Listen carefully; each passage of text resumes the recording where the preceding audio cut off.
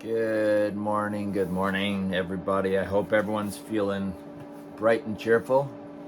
I got sun coming through. It is absolutely gorgeous. Not as wonderful in the camera as it is in real life, but you get the idea. It is just like icing sugar on all the trees and all the ground, unstepped on, untouched.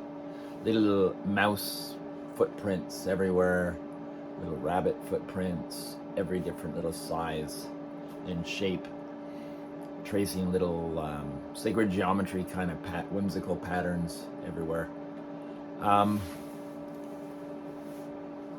What a beautiful day as far as what meets my eye.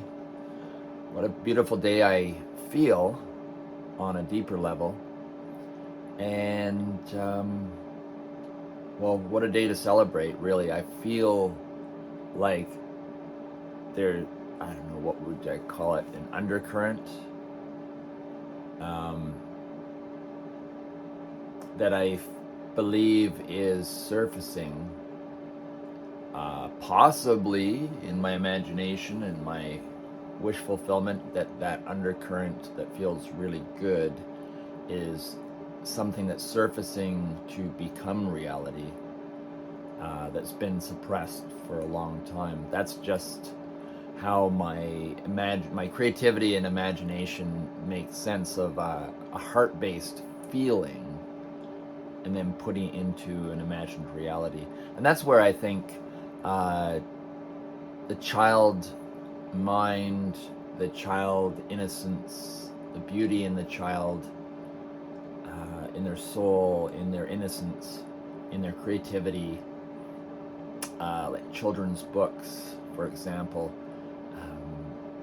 fantasy, dreams play such an important role. I think have been pushed down somewhat to be just this thing for children, and then it's time to grow up, focusing on the impractical aspect of the imagination.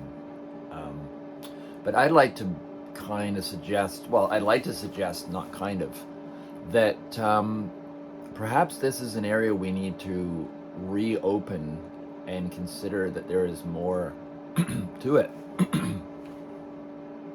And especially now for where we're at. It's definitely where I'm focusing. My soul prints definitely have already been focusing on and utilizing this knowledge, this wisdom. Is the tip of the iceberg.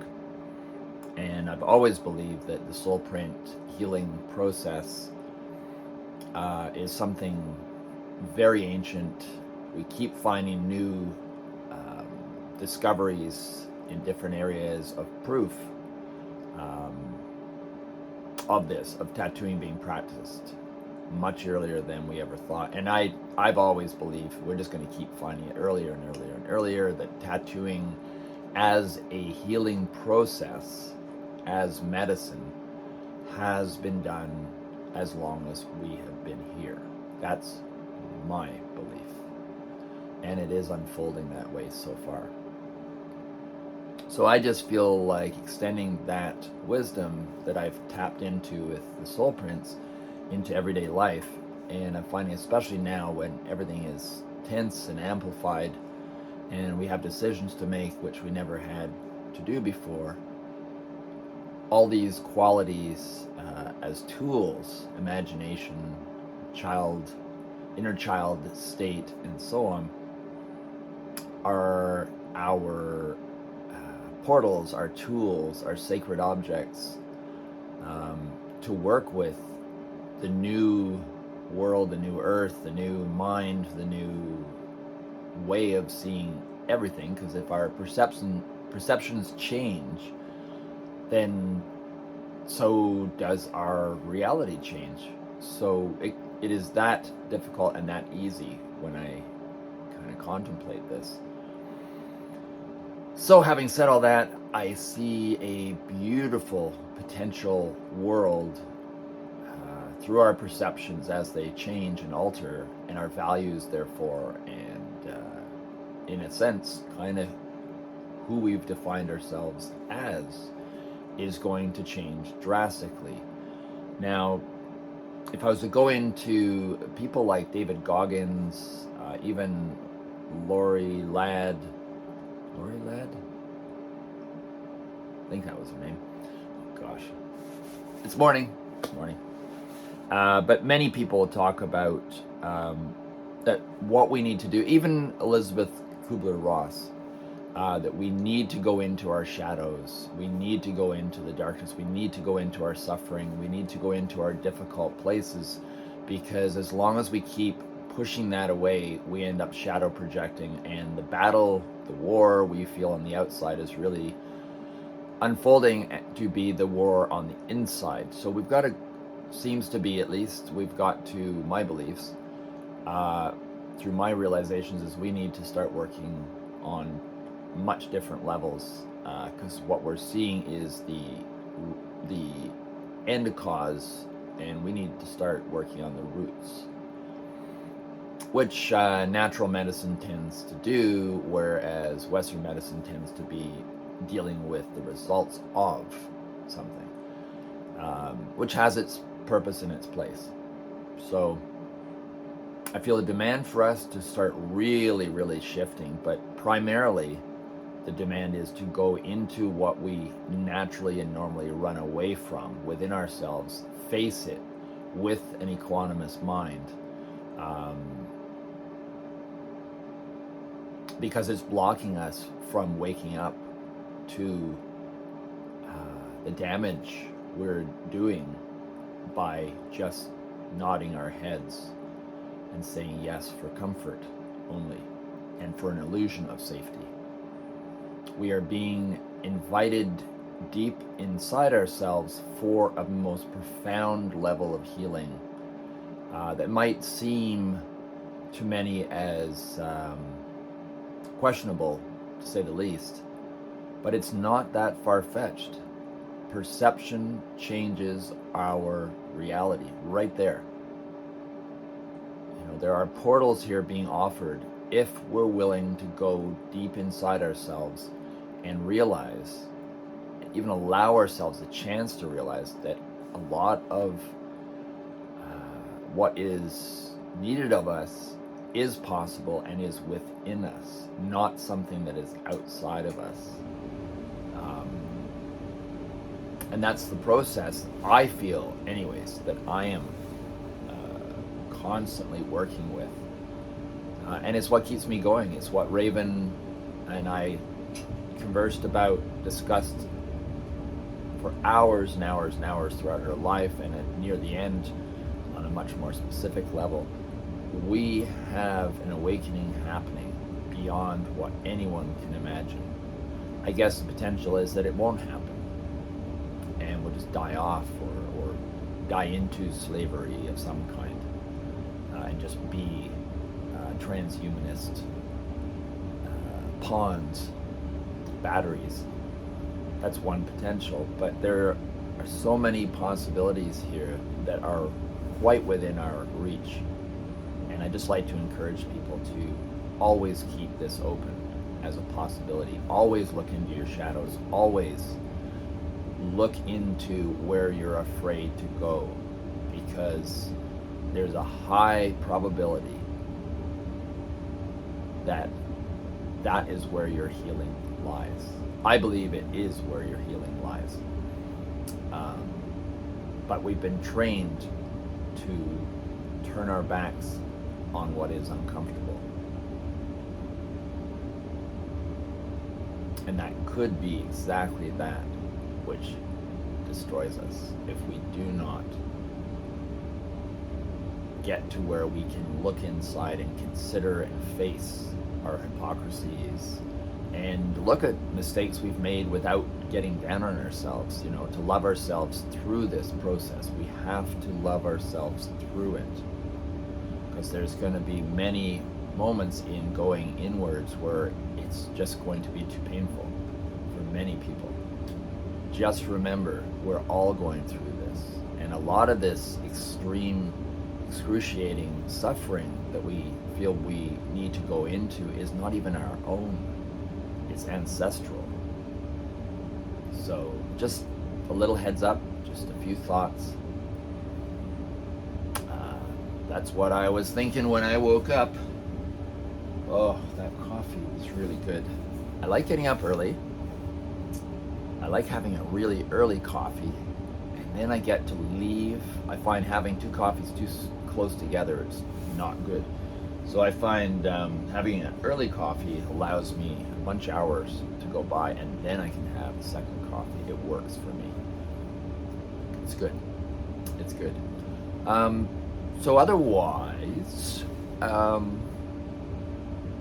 as you can see, here I am out in nature, absolutely enjoying myself. Now that the weather is getting better, I'm getting requests for soul prints. Wonderful, learning to just trust the process.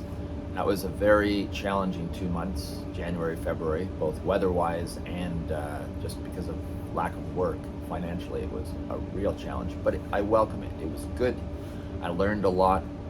I embraced that abundance. I'm grateful, but I am quite happy to move back into, as the circulation starts to flow on the planet in this area as winter slowly melts away. Also, activities such as soul printing is coming back into the flow. I've got Americans coming, which is good news about the borders. Although everything I have seen and witnessed directly as far as friends crossing borders who haven't and will not get vaccines, they have been able to go back and forth into the US, from Canada to the US, and from US to Mexico.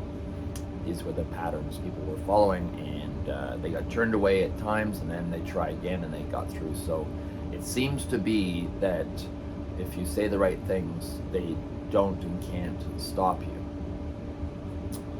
But can't say anything for sure because I wasn't crossing the border, but definitely a handful of friends have. So that opens things up, that knowledge opens things up for clients from the States, whether from one side or the other. It seems that it is becoming much more possible to flow back and forth. Other than that,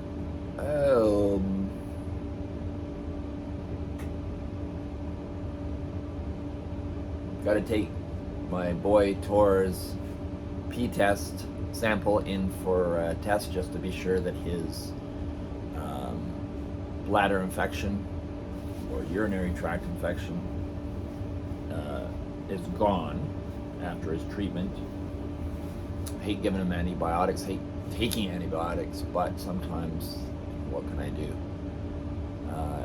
Luckily he's on a raw food diet, so probiotics are kind of part and parcel there, although I am going to give him some supplements to repopulate his gut flora. Of course, it's different than ours, which would make sense. I don't eat rotted raccoon carcasses. He might. But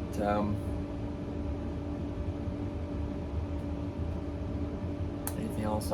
I am keeping my doing my research, keeping my eyes open for a MacBook Pro of some kind, it seems.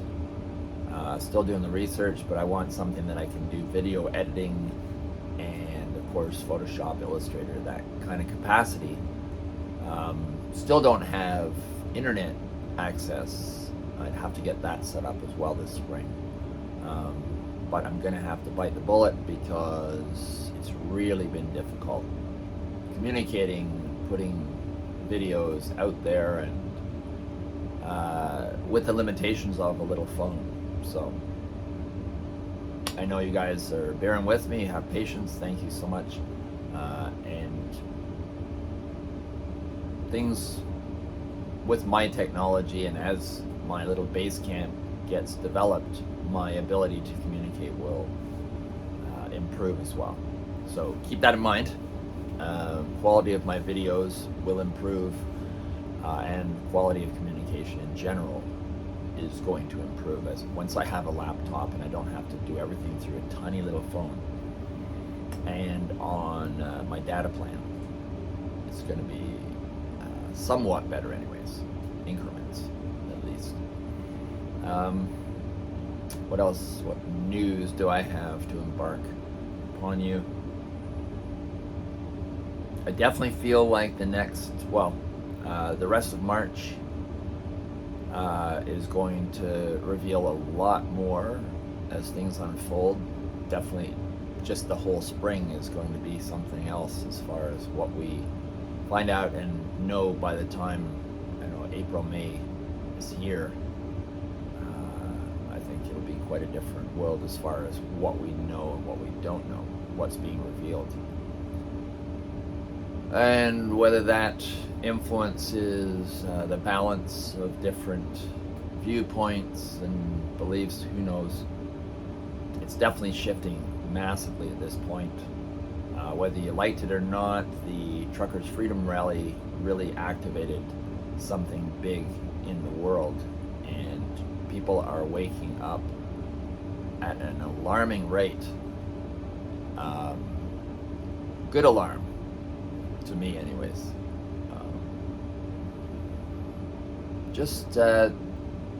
I think about the general narrative. There seems to be there's the one push of WEF and those involved that wants to push towards transhumanist reality where there is no mystery within, no soul, no God concept, no source, no ancestor energy, no great spirit, none of that.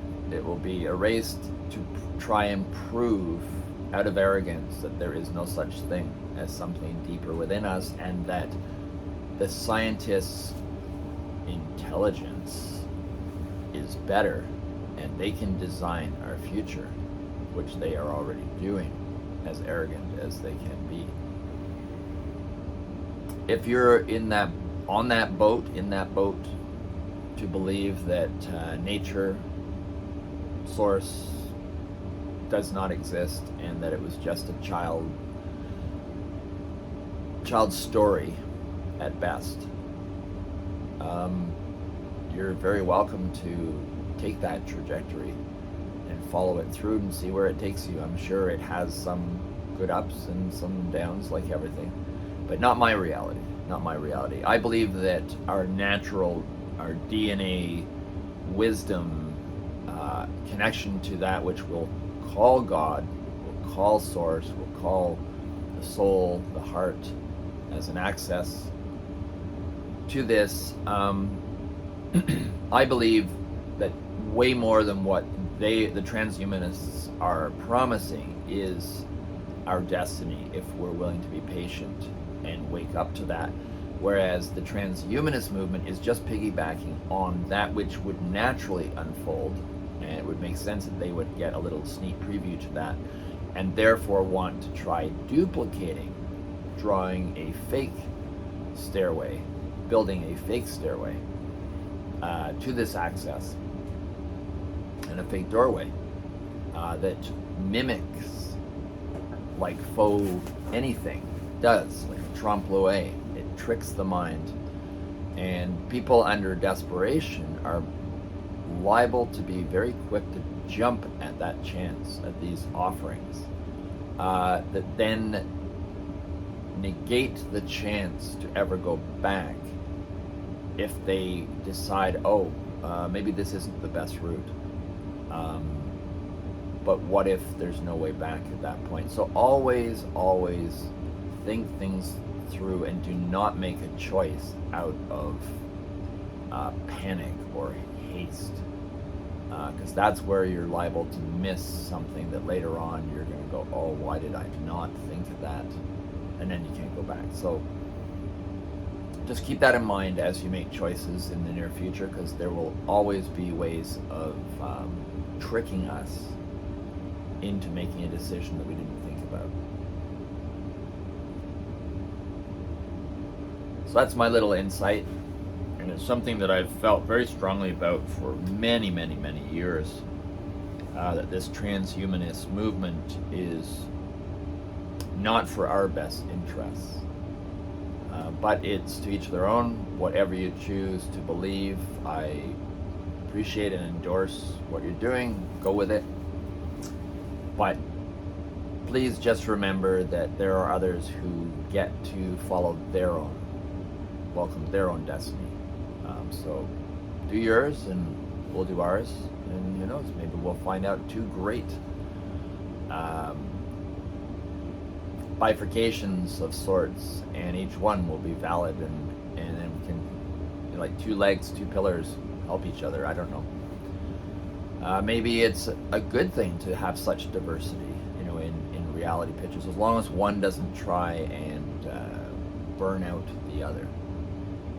So if we can manage to have different extremes like that and approaches, maybe it's a good thing. I'm happy to explore that option as well. Why do we need to battle for everything and win out? Something about that should have us a little bit alarmed. So anyways, it's time to get my dog's brekkie ready. Feel a little hint of laziness, but that's no big deal once I get my oxygenation going. I think it might be time for not this moment, but today, 2 days of soul printing recently, and then yesterday I had some work to do that I didn't expect. Today I have Tor's pee thing to go and take up to the vet. But I think today might just be a snow angel day, because I have missed 3 days, and it would be quite welcome, I think. Another reset. Anyways, can't think of anything else at the moment. I don't want to blab on too much. It is a morning thing. So I wish you guys all the best, and I'll talk to you soon.